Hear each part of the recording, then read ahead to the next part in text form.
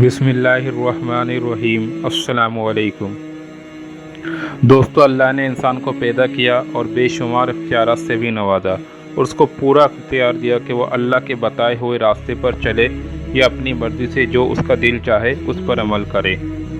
عموماً انسان زندگی سے گزرتے ہوئے اللہ کے بتائے ہوئے راستے سے ہٹ جاتا ہے اور بہت گہرے اندھیرے کی طرف اپنا سفر شروع کر دیتا ہے۔ وہ بھول جاتا ہے کہ اس کو کسی نے پیدا کیا، اور وہ بھول جاتا ہے کہ ایک ذات ہے جس کے اس پر بے شمار احسانات ہیں۔ وہ ان احسانات کو بھول جاتا ہے جو اس کا رب صبح سے شام تک اس پر کرتا رہتا ہے۔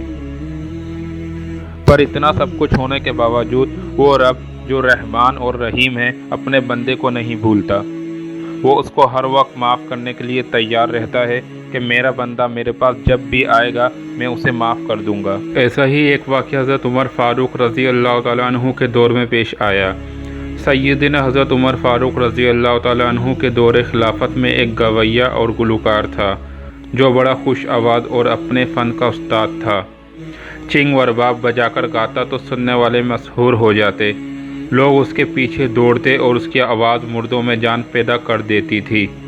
جب تک اس کا شباب باقی رہا اس کے گیت اور چنگ و رباب بھی مشہور و مقبول رہے، لیکن جب وہ بوڑھا ہو گیا تو اس کے گلے میں سوز باقی نہ رہا، منہ سے دانت نکلے تو خوش آوازی بھی باقی نہ رہی۔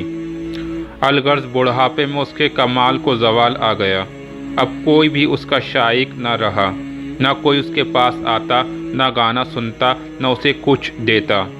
کچھ دنوں کے بعد بوڑھا گویّا مفلس اور کلاش ہو گیا۔ کھانے پینے کے لیے بھی اس کے پاس کچھ نہ رہا اور بھوک سے مرنے لگا۔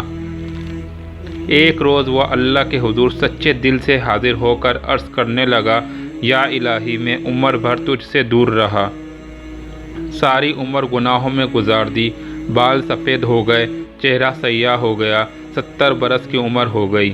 اس قدر گناہوں کے بعد آج میں سچے دل سے تیرے سامنے حاضر ہو کر اقرار کرتا ہوں کہ میں نے بڑے بڑے گناہ کیے، لیکن تو ہمیشہ میرے گناہوں کی پردہ پوشی فرماتا رہا۔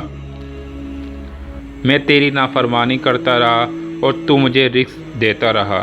میں اپنی جان بھی تجھ پر قربان کر دوں تو تیرے احسانات کا بدلہ نہیں چکا سکتا۔ یہ کہہ کر اپنی چنگ اٹھا کر مدینے کے قبرستان میں چلا گیا اور وہاں جا کر خوب رویا اور روتے روتے وہیں قبرستان میں سو گیا۔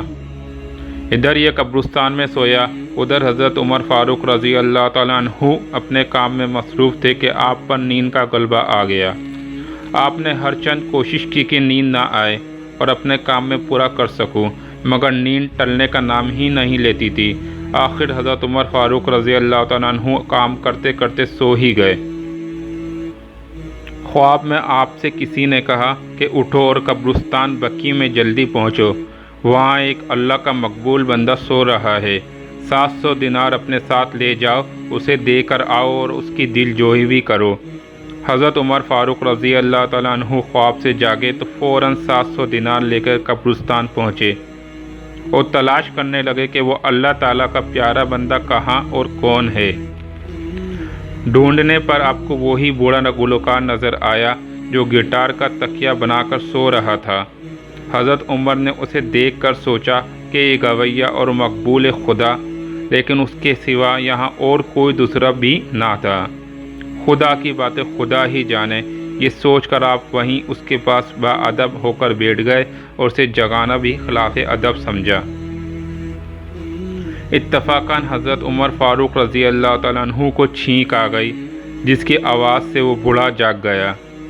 جاگ کر اس نے حضرت عمر فاروق رضی اللہ تعالیٰ عنہ کو اپنے پاس بیٹھے دیکھا تو کانپ اٹھا کہ حضرت عمر فاروق رضی اللہ تعالیٰ عنہ کا جلال و غضب مجھ جیسے خطا کار کو نہیں چھوڑے گا۔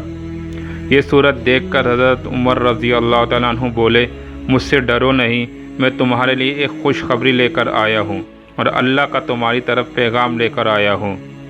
اللہ تعالیٰ نے تمہیں سلام کہا ہے اور یہ 700 دینار تمہارے لیے بھیج کر پیغام بھیجا ہے کہ یہ دینار لو اور خوب خرچ کرو، جب یہ ختم ہو جائیں گے تو ہم عمر کے ہاتھ اور بھیج دیں گے، تو ہم پر توکل رکھ۔ بوڑھا گلوکار نے جب یہ پیغام رحمت سنا تو اسی وقت سجدے میں گر کر رونے لگا اور کہنے لگا، الہی کہاں میرے جیسے خطا کار اور نابکار، اور کہاں تیری یہ رحمت بے کنار۔ مجھ سے عمر بھر تیری تابعداری نہ ہو سکی، مگر قربان تیری بندہ پروری کے تو میری اس قدر دلجوئی فرمائی۔ میں نے کبھی بھول کر بھی تیرا نام نہ لیا، مگر تو نے اپنی رحمت ہی سے کام لیا۔ میرے ایسے افعال اور تیرا یہ کمال، الہی میں کس منہ سے تیرا شکریہ ادا کرو، میرے گناہوں کے باوجود تیرا یہ انعام۔ اے میرے غفور الرحیم اللہ، اب مجھے اس دنیا میں رہنے کی ہوس نہیں، مجھے معاف فرما دے اور اپنے پاس بلا لے۔ میں ایسے غفور الرحیم اور مہربان آقا سے اب دور نہیں رہنا چاہتا۔ اس نے یہ دعا کی، خدا نے سن لی اور وہیں اپنے اللہ سے جا ملا۔ بظاہر مر گیا لیکن ہمیشہ کے لیے زندہ ہو گیا۔ اللہ تعالیٰ بڑا ہی غفور الرحیم ہے۔ ساری عمر اس کی نافرمانی میں گزار دی جائے، لیکن ایک بار اگر سچے دل سے اس سے معافی مانگ لی جائے تو وہ ساری عمر کے گناہ معاف فرما دیتا ہے، اور بجائے عطاب کے انعام و اکرام سے بھی نوازتا ہے۔ حدیث شریف میں وارد ہے کہ قیامت کے روز ایک شخص کو حاضر کیا جائے گا، فرشتے بحکم الہی اس کے صغیرہ گناہ ایک ایک کر کے اس کو یاد دلاتے جائیں گے۔ وہ اقرار کرتا جائے گا اور بڑے گناہوں کے پیش ہونے سے ڈرتا جائے گا۔ اس کے بعد اسے کہا جائے گا، ہر ایک بدی کے عوض تجھے نیکی دی گئی۔ یہ بیان فرماتے ہوئے حضور صلی اللہ علیہ وسلم کو اللہ تعالیٰ کی بندہ نوازی اور اس کی شان کرم پر خوشی ہوئی، اور چہرہ اقدس پر تبسم کے اثار ظاہر ہوئے۔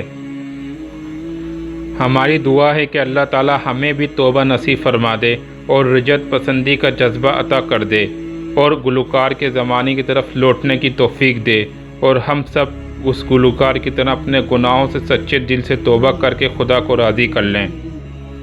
اگر آپ کو ہماری ویڈیو پسند آئی تو ہمارے چینل کو سبسکرائب کریں اور بیل آئیکن بھی ضرور پریس کر دیں تاکہ ہر آنے والی ویڈیو آپ کو مل سکے۔